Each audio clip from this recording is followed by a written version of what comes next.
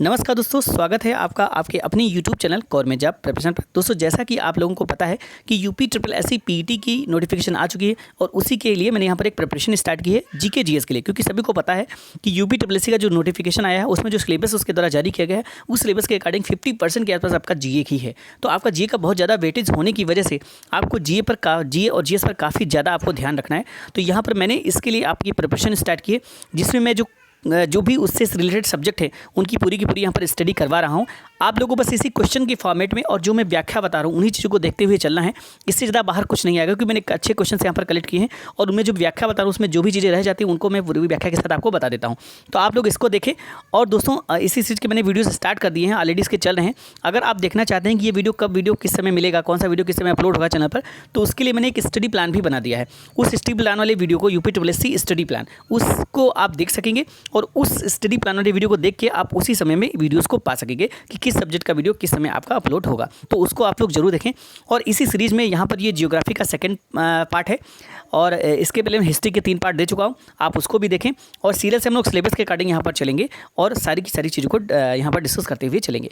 तो चलिए शुरू करते हैं आज का हमारा वीडियो सेशन। सो गाइस, यहाँ पर जो पहला क्वेश्चन हमारा निकल कर आ रहा है वह है किसके द्वारा भारत श्रीलंका से अलग होता है। तो दोस्तों, यहाँ पर भारत और श्रीलंका ये है, तो यहाँ पर ये जो है किसके द्वारा अलग होता है, तो ये होता है इसके द्वारा पाक जलडमरू मध्य के द्वारा भारत श्रीलंका से अलग होता है। ठीक है, अगला क्वेश्चन देखते हैं। नेक्स्ट हमारा क्वेश्चन है भारत के किस प्रदेश की सीमाएं 3 देशों क्रमशः नेपाल, भूटान एवं चीन से मिलती हैं। तो दोस्तों, यहाँ पर आपको बताना है कि भारत का वो कौन सा प्रदेश है जिसकी जो सीमाएं हैं वो नेपाल, भूटान और चीन इन 3 देशों से मिलती हैं। यानी कि 3 देशों से मिलने वाला भारत के कौन सा प्रदेश ऐसा है जिसकी सीमाएं नेपाल, भूटान और चीन इन तीनों देशों से मिलती हैं, ये आपको बताना है। तो दोस्तों, यहाँ पर मैं अगर आपको बताऊँ तो यहाँ पर जो हमारा देश है यहाँ पर सिक्किम, ऑप्शन नंबर डी आपका यहाँ पर सही आंसर हो जाता है। सिक्किम जो हमारा यहाँ पर देश है उसकी सीमाएं तीनों देशों से मिलती हैं। कुछ ऐसे यहाँ पर सिक्किम है, देख लेते हैं। कुछ ऐसे सिक्किम आपका बना हुआ है, ये आपका यहाँ पर ऐसे ऐसे करके ये सिक्किम बना हुआ है। तो ये सिक्किम का इधर आपका यहाँ पर हो जाता है, ये आपका पूरा चाइना हो जाता है। ठीक है, ये आपका पूरा चाइना हो जाता है। इधर इधर इधर ये नेपाल भी है, ये आपका नेपाल यहाँ पर है और इसके इधर वाला सारा चाइना है और यहाँ पर आपका भूटान है। तो इस तरह से जो भी ये भूटान है आपका, ये तो बांग्लादेश है, ये भूटान है। तो इस तरह से मैं फिर से आपको बना के दिखा देता हूँ। कुछ सिक्किम की लोकेशन कुछ इस तरह से है, जैसे ये आपका सिक्किम है कुछ इस तरह से। ठीक है, और यहाँ पर ये बांग्लादेश ऐसे गया हुआ है। ठीक है, तो सिक्किम की जो सीमाएँ हैं ये आपका भूटान से मिलती हैं, ये भूटान है हमारा इधर। ठीक है, यहाँ पर आपका सिक्किम है, ये आपका नेपाल है, इधर से गया हुआ है नेपाल और चाइना, इन तीनों का जो है एरिया वो सिक्किम से मिलता है। ठीक है, नेक्स्ट क्वेश्चन देखते हैं।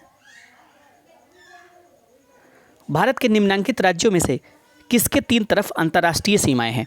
तो भारत के निम्नांकित राज्यों में से किसके 3 तरफ अंतर्राष्ट्रीय सीमाएं हैं, तो आंसर आपका यहाँ पर हो जाएगा त्रिपुरा। त्रिपुरा के 3 तरफ अंतर्राष्ट्रीय सीमाएं हैं। ये आपको यहाँ पर क्वेश्चन है कि त्रिपुरा राज्य उत्तर, पश्चिम एवं दक्षिण में 3 तरफ से बांग्लादेश से घिरा हुआ है, तो इसके 3 तरफ से अंतर्राष्ट्रीय सीमाएं हैं। ठीक है, अगला क्वेश्चन देखते हैं।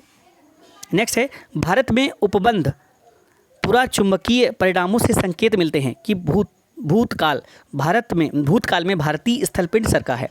तो किस तरफ सरका है, तो ये सरका है आपका उत्तर की ओर यहाँ पर विस्थापित हुआ है। यानी आपका ऑप्शन जो यहाँ पर सही हो जाएगा वो आपका यहाँ पर हो जाएगा ऑप्शन नंबर ए। इसका देखिए मैं बता देता हूँ। सबसे पहले अगर मैं शुरुआत में देखूँ, जब हिस्ट्री की जब ज्योग्राफी की यहाँ पर बात चल रही है, तो अगर मैं देखूँ तो सबसे पहले ये सारे महाद्वीप जो जैसे आपका अमेरिका महाद्वीप है, अफ्रीका महाद्वीप है, यूरेशिया, एशिया, यूरोप, ये सारे महाद्वीप, ऑस्ट्रेलिया महाद्वीप, ये सब एक ही स्थल पिंड हुआ करते थे और उसको बोला जाता था पेंजिया। ठीक है, उसके बाद उसके चारों तरफ हमारा पैंथालासा एक सागर हुआ करता था। फिर धीरे धीरे ये स्थलखंड बिखरते चले गए और north America, south America, Africa, Australia, Asia, Europe, इस तरह से इसमें विकसित होते हुए चले गए। और जो अफ्रीका का स्थलखंड था इसी के पास कहीं ये भारत का एरिया भारत हुआ करता था और ये धीरे धीरे उत्तर की तरफ सरक रहा था।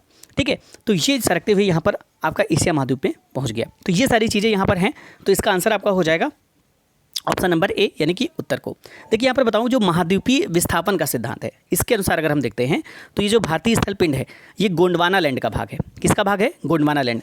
और गोंडवाना लैंड जो है ये क्या है, ये जो है दक्षिण अमेरिका, अफ्रीका, अंटार्कटिका, ऑस्ट्रेलिया और भारत एक ही स्थलपिंड के रूप में जुड़े थे। जो मैंने बताया आपको कि इसके पहले गोंडवाना लैंड का ये भाग था। ठीक है, भारतीय जो महाद्वीपीय विस्थापन का सिद्धांत है उसके अनुसार अगर हम देखते हैं तो हमारा जो भारतीय स्थलखंड था, यानी कि भारतीय स्थलपिंड जो था ये गोंडवाना लैंड का भाग था, ठीक है। और गोंडवाना लैंड और अंगारा लैंड इस तरह से दो भाग हुआ करते थे, जिसमें से गोंडवाना लैंड का हिस्सा था हमारा भारत, और इसमें जो है इस गोंडवाना लैंड के अंतर्गत हमारे दक्षिण अमेरिका, अफ्रीका, अंटार्कटिका, ऑस्ट्रेलिया और भारत ये एक ही स्थल पिंड के रूप में जुड़े हुए थे। और मध्यवर्ती मध्यजीवी कल्प यानी कि लगभग 200 मिलियन वर्ष पूर्व की बात की जा रही है, इसमें क्या हुआ, गोंडवाना लैंड के विशाल भूखंड का विखंडन हो गया, जिसमें भारतीय स्थल है जो भारतीय स्थल पिंड जो है ये उत्तर की ओर विस्थापित हो गया, ठीक है। तो ये आपका यहाँ पर सही आंसर उत्तर की ओर हो जाता है। नेक्स्ट क्वेश्चन देखते हैं। भारतीय उपमहाद्वीप मूलतः एक विशाल भूखंड का भाग था जिसे किस कहते थे, तो मैंने बताया था कि विशाल भूखंड कौन सा था, वो गोंडवाना लैंड, उसका भारतीय स्थलखंड भूभाग था। अगला क्वेश्चन देखते हैं। नेक्स्ट हमारा क्वेश्चन है, भारत कितनी प्राकृतिक प्रदेशों में विभाजित है, तो भारत कितने प्राकृतिक प्रदेशों में विभाजित है, तो ये जो है आपको यहाँ पर बताना है। तो भारत जो है ये 4 प्राकृतिक प्रदेशों में विभाजित है। ऑप्शन नंबर ए आपका सही आंसर हो जाता है। अब वो प्राकृतिक प्रदेश मैं यहाँ पर बता दूं, लेकिन दोस्तों यहाँ पर अगर आप एनसीईआरटी के अनुसार जाएंगे तो ये 6 प्राकृतिक प्रदेशों में विभाजित है, ऐसा एनसीईआरटी में बताया गया है, ठीक है। लेकिन यहाँ पर मैं जो मुख्यतः देखा जाए तो 4 प्राकृतिक प्रदेशों में विभाजित है। एक आपका हो जाता है उत्तर का पर्वतीय क्षेत्र, ठीक है, और इसमें हिमालय की श्रेणियाँ आ जाती हैं। दूसरा रहता है विशाल मैदान जो मध्य में है। फिर तीसरा रहता है प्रायद्वीपीय पठार, मतलब प्रायद्वीपीय भारत में जो पठार है, पठारी एरिया। और चौथा रहता है तट एवं द्वीप, यानी कि तटीय एरिया और यहाँ पर जो द्वीप है। तो इस तरह से 4 भागों में बांटा गया है। पहला है आपका उत्तर का पर्वतीय क्षेत्र, सेकंड है विशाल मैदान, तीसरा है प्रायद्वीपीय पठार और चौथा है तट एवं द्वीप, ठीक है। तो ये आपका ऑप्शन पहला सही आंसर हो जाता है। नेक्स्ट क्वेश्चन है, यदि हिमालय पर्वत श्रेणियां नहीं होती तो भारत पर सर्वाधिक संभाव्य भौगोलिक प्रभाव क्या होता, तो पहला है कि देश के अधिकांश भाग में साइबेरिया से आने वाली शीत लहरों का अनुभव होता। ये आपका सही होगा कि नहीं होगा, यहाँ पर आपको बताना है। तो यहाँ पर जो क्वेश्चन हमारा पूछ रहा है वो पूछा कि अगर हिमालय श्रेणियाँ पर्वत श्रेणियाँ नहीं होती तो भारत का जो सर्वाधिक संभाव्य भौगोलिक प्रभाव होता वो क्या पड़ता है भारत का, ठीक है। तो यहाँ पर देखिए दोस्तों, यहाँ पर क्या है, यहाँ पर ये बिल्कुल सही कथन है कि जो साइबेरिया से आने वाली शीत लहरें हैं वो क्या करती हैं, पर्वत से टकरा जाती हैं और उधर ही साइड में वो ठंडी करती हैं, इधर ज़्यादा ठंडी नहीं हो पाती, जिसकी वजह से ये हमारा एक तरह से शीत लहरों से रक्षा करता है, हमारा जो हिमालय पर्वत श्रेणियाँ हैं। दूसरा है सिंधु गंगा मैदान इतनी सुविस्तृत जलोढ़ मृदा से वंचित होते, तो ये भी बिल्कुल सही है क्योंकि ये इसी के तराई क्षेत्र में बसी हुई है। उसके बाद मानसून का प्रतिरूप वर्तमान प्रतिरूप से भिन्न होता है, तो ये भी यहाँ पर सही हो जाता है, यानी कि तीनों के तीनों यहाँ पर ऑप्शन आपके सही आंसर हो जाते हैं, ठीक है। अगला क्वेश्चन देखते हैं। भारत में भू आकारों की रचना के संबंध में निम्नलिखित कथनों पर मनन कीजिए। यहाँ पर क्वेश्चन नंबर 6 है, आपका सही आंसर इसका बताना है, ठीक है। तो यहाँ पर क्या है, संरचनात्मक दृष्टि से मेघालय पठार दक्कन पठार का ही विस्तारित भाग है, ठीक है। यहाँ पर आपका कथनों पर विचार करना है कि कौन सा यहाँ पर कथन सही होगा और कौन सा कथन यहाँ पर गलत होगा, ये आपको बताना है। तो ये बिल्कुल सही है। अगर संरचनात्मक दृष्टि से देखा जाए तो ये जो मेघालय का पठार है ये दक्कन पठार का ही एक विस्तारित रूप है, ये बिल्कुल सही ऑप्शन है। दूसरा है कश्मीर घाटी की रचना एक समभिन्नति से हुई है, ये भी बिल्कुल सही है, कश्मीर घाटी की रचना एक समभिन्नति से हुई है। नेक्स्ट है गंगा मैदान की रचना एक अग्रगर्त में हुई है, तो ये भी बिल्कुल यहाँ पर सही ऑप्शन आपका हो जाता है। गंगा जो मैदान की रचना है ये एक अग्रगर्त से हुई है, यानी कि ऑप्शन नंबर 1, 2 और 3 ये तीनों यहाँ पर सही हो जाते हैं। चौथा देख लेते हैं, हिमालय की उत्पत्ति भारतीय प्लेट, यूरोपीय प्लेट तथा चीनी प्लेट के त्रिकोणीय अभिसरण के फलस्वरूप हुई है, तो ये यहाँ पर आपका ऑप्शन गलत हो जाता है, ठीक है। जो भारतीय प्लेट जो है हमारा यहाँ पर एक गोंडवाना लैंड का हिस्सा था और दक्षिण अफ्रीका जिसमें अमेरिका, ऑस्ट्रेलिया, दक्षिण अमेरिका, ऑस्ट्रेलिया और हमारा भारत, ये सारे एक ही लैंड के भाग हुआ करते थे और फिर धीरे धीरे उसमें से विखंडन हुआ और भारत का जो भू पार्ट है, भारत का जो भूभाग है वो आपका उत्तर की तरफ शिफ्ट होने लगा और जाके इधर शिफ्ट हो गया, ठीक है।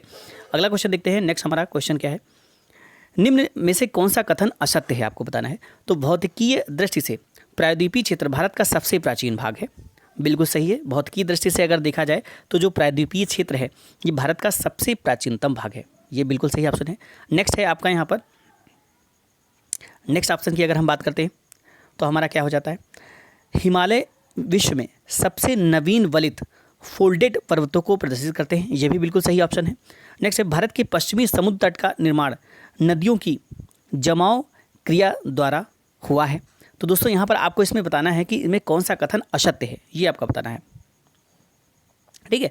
तो भारत के पश्चिमी समुद्र तट का निर्माण नदियों की जमाव क्रिया द्वारा हुआ है, ये आपका यहाँ पर गलत हो जाता है, ये सही नहीं है। नेक्स्ट है भारत में गोंडवाना शिलाओं में कोयले का बृहत्तम भंडार है, तो ये भी आपका यहाँ पर सही है, यानी कि ऑप्शन नंबर सी आपका यहाँ पर गलत है, बाकी सारे के सारे आपके यहाँ पर सही आंसर हो जाते हैं। ठीक है, देखो यहाँ पर बताऊँ कि जो भारत का जो पश्चिमी समुद्र तट है, इसका जो निर्माण है ये नदियों की जमाव क्रिया द्वारा नहीं हुआ है, बल्कि इसके अगर निर्माण की बात करें तो भूमि के उत्थान एवं निर्गमन के कारण हुआ है। ठीक है, भारत में कोयले का विशाल भंडार यहाँ गोंडवाना की शैलों में पाया जाता है, बिल्कुल सही है। और हिमालय जो है ये वलित पर्वत का एक उदाहरण है। ये क्वेश्चन डायरेक्ट ऐसे बनता है वन लाइनर में कि भारत हिमालय किस तरह के पर्वत का उदाहरण है, तो ये वलित पर्वत का उदाहरण है और सबसे नवीनतम पर्वत, नवीनतम यानी कि वलित मतलब कि फोल्डेड माउंटेन का यहाँ पर उदाहरण है। अगला क्वेश्चन देखते हैं। प्रथम सूची को सूची 2 से सम्मिलित करना है, दिए गुण का सही उत्तर यहाँ पर देना। देखो यहाँ पर क्या है कि जो हमारी अर्थ है उसको स्टडी करने के लिए कई सारे काल डिवीजन, महाकल्प बने, फिर कल्प, महाकल्प से कल्प बने और उनके हिसाब से यहाँ पर चीज़ों स्टडी की गई है अर्थ की। तो उसी चीज़ में यहाँ पर कौन सी चीज़ की उत्पत्ति किस कल्प में, किस महाकल्प में हुई, वो इसको यहाँ पर आपको इसमें मिलाना है। ठीक है, तो यहाँ पर अगर हम बात करें तो डक्कन ट्रैप की जो उत्पत्ति है ये क्रिस्टेशियन आदि नूतन, इसके लिए ये सही ऑप्शन हो जाता है, अंत के अंतिम चरण में इसका हुआ है। और पश्चिमी घाट पर्वत की जो उत्पत्ति है ये आपका पश्चिमी घाट पर्वत, ठीक है, इसकी जो उत्पत्ति है ये आपकी हुई सेनोजोइक यानी कि उत्तर नूतन काल में इसकी हुई है। तो आंसर आपका हो जाता है ऑप्शन नंबर 1 से मैच कर जाएगा। नेक्स्ट है अरावली पर्वत की जो उत्पत्ति है ये प्री कैम्ब्रियन युग में हुई है, तो ये आपका यहाँ पर प्री कैम्ब्रियन युग इसका सही आंसर हो जाता है। नर्मदा ताप्ती जलोढ़ निक्षेप की जो नर्मदा ताप्ती की जो उत्पत्ति हुई है जलोढ़ निक्षेप की, ये अत्यंत नूतन काल में हुई है। ये कब हुई है? अत्यंत नूतन काल में। ठीक है, तो ये यहाँ पर आपका सही आंसर मिलान हो जाता है। देखिए दोस्तों, इसमें से वन लाइनर क्वेश्चन बन सकते हैं, इसलिए मैंने इस क्वेश्चन को लिया है। डक्कन ट्रैप किस काल में हुआ इसका निर्माण, पश्चिमी घाट का किस काल में हुआ, अरावली का पूछा जाता है प्री कैम्ब्रियन काल में, तो इस तरह से आपको इसको याद रखना है। नेक्स्ट क्वेश्चन है केरल का कुट्टानाड या कुट्टानाडु प्रसिद्ध है, किस चीज़ के लिए प्रसिद्ध है?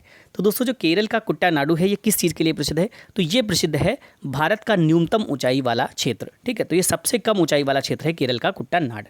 ठीक है, ऑप्शन नंबर बी आपका सही आंसर हो जाता है। ठीक है, समुद्र तल से नीचे अपने खेती के तरीकों के लिए ये ज़्यादातर प्रसिद्ध है। ठीक है, इसके मतलब कुछ स्पेशल तरीके हैं खेती के, उनके लिए प्रसिद्ध है और इसे केरल का धान का कटोरा भी कहा जाता है।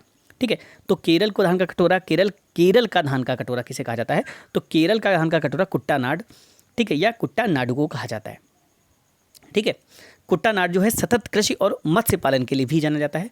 खाद्य एवं कृषि संगठन यानी कि FAO द्वारा कुट्टानाड की खेती के तरीकों को वैश्विक महत्वपूर्ण कृषि विरासत प्रणाली यानी कि GIAHS घोषित किया गया है। अगला क्वेश्चन देखते हैं। निम्न वक्तव्यों पर विचार कीजिए और सही उत्तर का चयन नीचे दिए गए कूट के हिसाब से करना है। हिमालय से निकलने वाली सभी नदियां सतत वाहिनी हैं, बिल्कुल सही है। हिमालय से निकलने वाली सारी की सारी नदियां क्या हैं? सतत वाहिनी हैं, क्योंकि हिमालय पर ग्लेशियर्स पाए जाते हैं और वो वर्ष भर पिघलते रहते हैं, जिसकी वजह से यहाँ की नदियों का पानी कभी नहीं सूखता है और ये सतत वाहिनी नदियाँ रहती हैं। दूसरा है हिमालय अपनी वर्षा का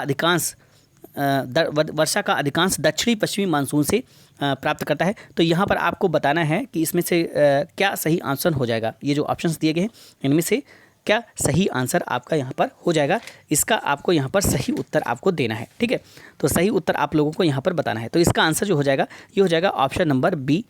ठीक है, यानी कि ए तथा आर दोनों सत्य हैं, परंतु आर ए की व्याख्या नहीं देता है। ठीक है, अगला क्वेश्चन देखते हैं। नेक्स्ट हमारा क्वेश्चन क्या है? हिमालय की रचना समांतर वलय श्रेणियों से हुई है, जिसमें से प्राचीनतम श्रेणी है। तो अगर हम समांतर वलय श्रेणियों से जो हिमालय की रचना हुई है, जिसमें सबसे प्राचीनतम श्रेणी कौन सी है, ये आपको यहाँ पर बताना है। आपको सही आपका आंसर यहाँ पर आपको देना है। तो इसका आंसर हो जाएगा निम्न हिमालय। ऑप्शन नंबर बी आपका यहाँ पर सही आंसर हो जाता है। ठीक है, जो क्वेश्चन हमारा कह रहा है कि जो हिमालय है इसकी रचना प्राचीनतम वलय श्रेणी से हुई है, जिसमें से सबसे प्राचीनतम श्रेणी कौन सी है, इनमें से अगर देखा जाए तो ये है निम्न हिमालय। ठीक है, देखिए अगर हम यहाँ पर देखें तो उपयुक्त जो इसमें विकल्प दिए गए हैं, इसमें वृहद हिमालय सबसे प्राचीनतम श्रेणी ओलिगोशीन युग 25 से 40 मिलियन वर्ष पूर्व, उसके पश्चात अच्छा यहाँ पर सबसे प्राचीनतम श्रेणी यहाँ पर पूछी गई, तो ये आपका यहाँ पर हो जाएगा वृहद हिमालय। सॉरी, यहाँ पर वृहद हिमालय सबसे प्राचीनतम श्रेणी, इसमें अगर देखा जाए तो वृहद हिमालय यानी कि ऑप्शन नंबर सी आपका यहाँ पर सही आंसर हो जाएगा। ठीक है, ऑप्शन नंबर सी यहाँ पर आपका सही आंसर हो जाता है। तो इसमें सबसे प्राचीनतम श्रेणी वृहद हिमालय। देखिए यहाँ पर बता देता हूँ कि सही हिमालय है, ये 3 श्रेणियाँ हैं इसकी इस तरह से। ठीक है। तो सबसे उत्तर में और ये सबसे दक्षिण में हो गई। सबसे उत्तर में इसकी जो श्रेणी है इसको बोल देते हैं बृहद हिमालय, महान हिमालय के नाम से जाना जाता है। मध्य वाली श्रेणी को मध्य हिमालय के नाम से जाना जाता है और तीसरी श्रेणी को निम्न हिमालय या शिवालिक की श्रेणियों के नाम से जाना जाता है, ठीक है। और इसके भी ऊपर यहाँ पर 3 छोटी छोटी श्रेणियाँ पाई जाती हैं, ठीक है। 3-4 से छोटी छोटी श्रेणी, इनको ट्रांस हिमालय यानी कि पार हिमालय के नाम से जाना जाता है, ठीक है। छोटी छोटी पर्वत श्रेणियाँ हैं और ये जो है यहाँ पर 3 जो मेन है, इसको बृहद हिमालय, इसको मध्य हिमालय और इसको निम्न हिमालय के नाम से जाना जाता है, ठीक है। ये ध्यान रखिएगा आप लोग। अगला है उत्तर भारत में उप हिमालय क्षेत्र के सहारे फैलते समतल मैदान को क्या कहा जाता है। तो उत्तर भारत में उप हिमालय क्षेत्र के सहारे फैले समतल मैदान को क्या कहा जाता है, आपको यहाँ पर बताना है कि जो इसमें समतल मैदान है तो इसको हम क्या बोलते हैं, ठीक है। इसको कहा जाता है भावर, यानी कि ऑप्शन नंबर डी आपका यहाँ पर सही आंसर हो जाता है। हिमालय क्षेत्र का जो गिरिपाद क्षेत्र में, मतलब कि हिमालय का जो गिरिपाद, मतलब गिरि मतलब हिमालय पर्वत और पाद मतलब उसके पैर, यानी कि उसके सबसे निचले हिस्से में जो क्षेत्र पाया जाता है उसे ये जो है क्षेत्र है ये पश्चिम में सिंधु से पूर्व में तीस्ता के बीच फैले समतल मैदान को भावर कहा जाता है, ठीक है। और ये जो है सामान्यतः 8 से 16 किलोमीटर चौड़ी हिमालयी नदियों द्वारा अचानक ढाल भंग होने के कारण शिवालिक के अग्र क्षेत्र में की गई कंकड़ और बजरी के जमावों से निर्मित मेखला है, ठीक है। यानी कि क्या हुआ कि अचानक जो ढाल खत्म हुआ जब हिमालय का, तो गिरिपाद में अचानक ढाल खत्म होता है तो वहाँ से जो हिमालय कंकड़ वंकड़ और जो पर्वत जो हिमालय वहाँ से लेकर आते हैं, हिमालयी नदियाँ भाग लाती, वो यहाँ पर गिरा देती हैं और उसकी वजह से इस क्षेत्र का निर्माण हुआ है। अगला क्वेश्चन देखते हैं, शिवालिक पहाड़ियाँ निम्न में से किसका हिस्सा है। तो जो है शिवालिक पहाड़ियाँ आपको बताना है, तो ये हिमालय का हिस्सा है। मैंने बताया कि हिमालय जो है, हिमालय जो पर्वत श्रेणियाँ हैं वो 3 हैं। एक तो हमारा सबसे उत्तर में हो जाता है बृहद हिमालय, महान हिमालय, और फिर उसके बाद बीच में मध्य हिमालय और सबसे लास्ट में शिवालिक हिमालय। और शिवालिक हिमालय ये क्या है, हिमालय की ही पर्वत श्रेणियाँ हैं। अगला क्वेश्चन देखते हैं, शिवालिक श्रेणियों की ऊंचाई क्या है। तो दोस्तों शिवालिक श्रेणियों की यहाँ पर ऊंचाई जो बात करते हैं तो ये आपकी जो है ये लगभग 900 से 1200 मीटर के मध्य है। तो हम यहाँ पर विकल्प ए को मान लेते हैं, ऑप्शन नंबर ए 850 से लेकर 1200 मीटर के मध्य, ठीक है।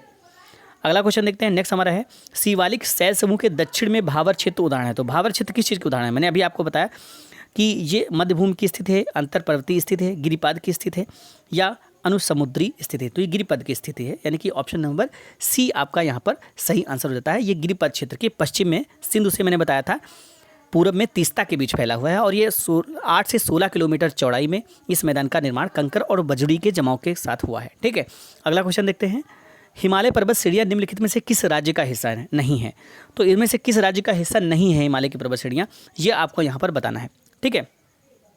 तो भारत के प्रमुख हिमालयी राज्य अगर हम देखें, ये आपको याद रखने हो सकता है इससे क्वेश्चन बन जाए, तो आपका जम्मू कश्मीर, हिमाचल प्रदेश, उत्तराखंड, सिक्किम, अरुणाचल प्रदेश, मेघालय, नागालैंड, मणिपुर, मिजोरम और त्रिपुरा। इनके अलावा असम और पश्चिम बंगाल के पहाड़ी क्षेत्र भी इसके अंतर्गत आते हैं।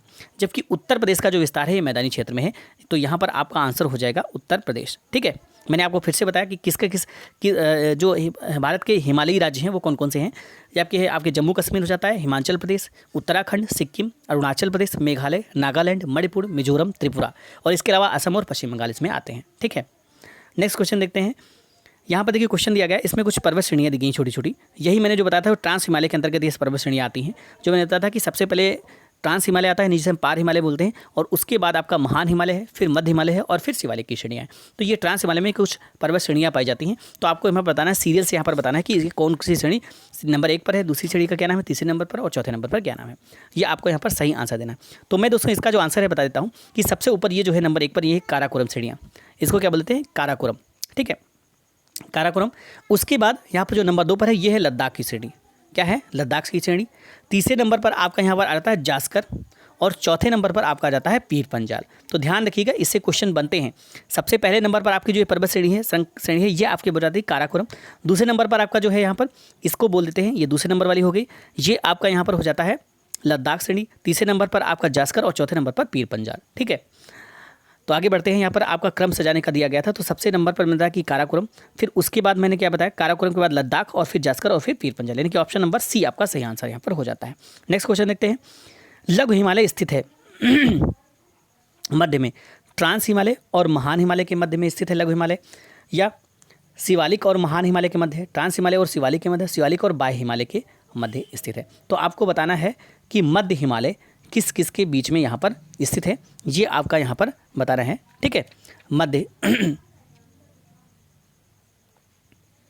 हाँ सॉरी, लघु हिमालय स्थित है, कहाँ पर स्थित है? तो लघु हिमालय यहाँ पर कहाँ पर स्थित है ये आपको यहाँ पर बताना है। इसका सही आंसर आपको देना है, लघु हिमालय कहाँ पर स्थित है। ठीक है, तो इसका जो सही आंसर यहाँ पर हो जाता है वो आपका हो जाता है शिवालिक और महान हिमालय। मैंने आपको अभी बताया था कि ये 3 लाइन्स होती हैं, 3 मतलब पर्वत श्रेणियाँ होती हैं। इसको बोलते हैं महान हिमालय, ये मध्य हिमालय हो जाता है और ये शिवालिक हो जाता है। तो शिवालिक और महान हिमालय के बीच में कौन सा है?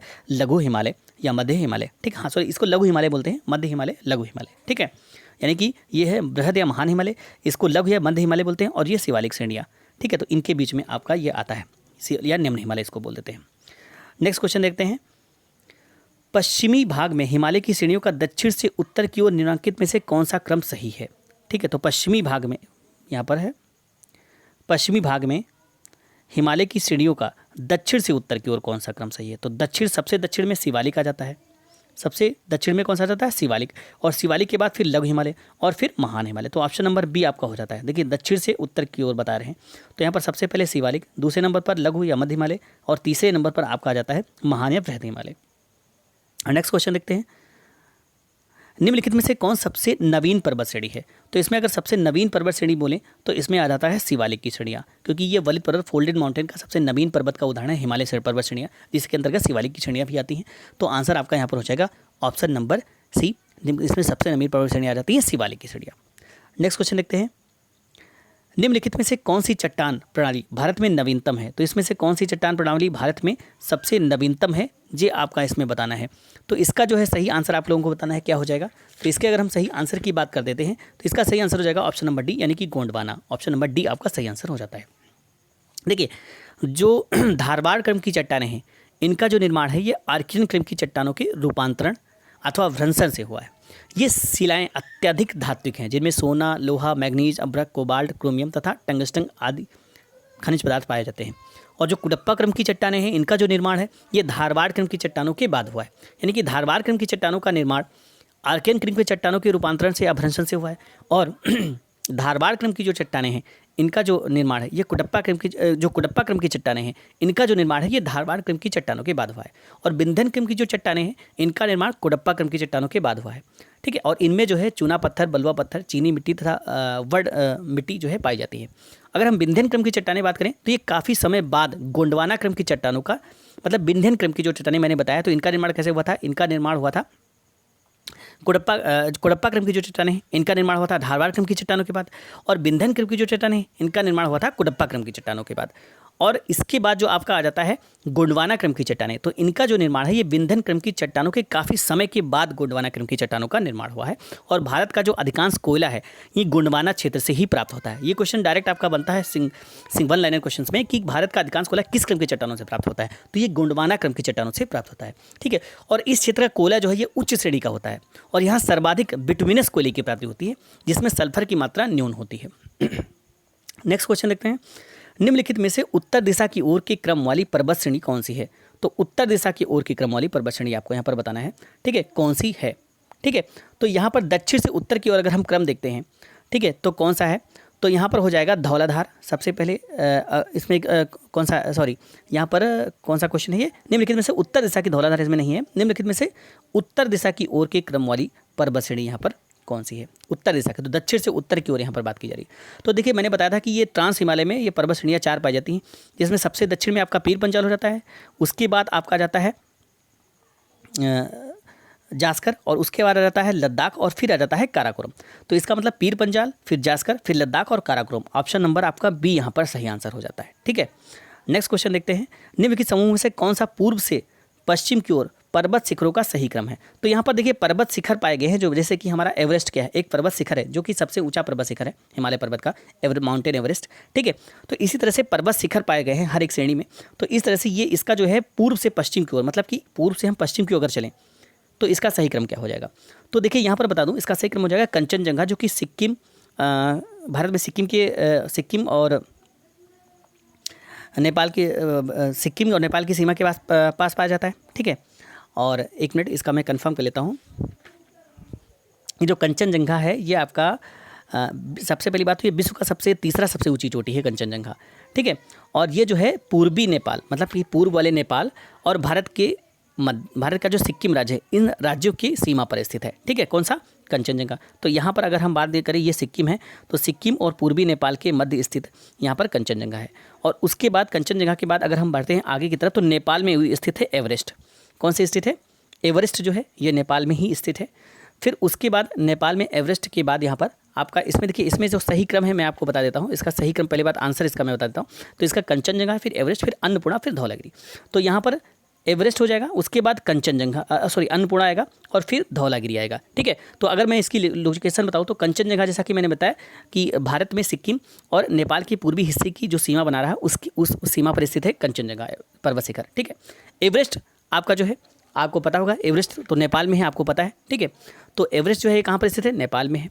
और अगर हम बात करें अन्नपूर्णा की, ठीक है, तो ये जो है उत्तर मध्य नेपाल में स्थित है। और धौलागिरी जो चोटी है, ठीक है, ये भी आपका नेपाल के मध्य में बिल्कुल स्थित है। ठीक है, नेक्स्ट क्वेश्चन देखते हैं। तो दोस्तों आज के लिए यहाँ पर इतने ही क्वेश्चन हैं और ये सीरीज़ कंटिन्यू जारी रहेगी। अगर आपको वीडियो पसंद आया है तो इसे ज़्यादा से ज़्यादा लाइक करें। मिलते हैं इसी सीरीज़ के नए वीडियो के साथ, तब तक के लिए थैंक्स फॉर वॉचिंग।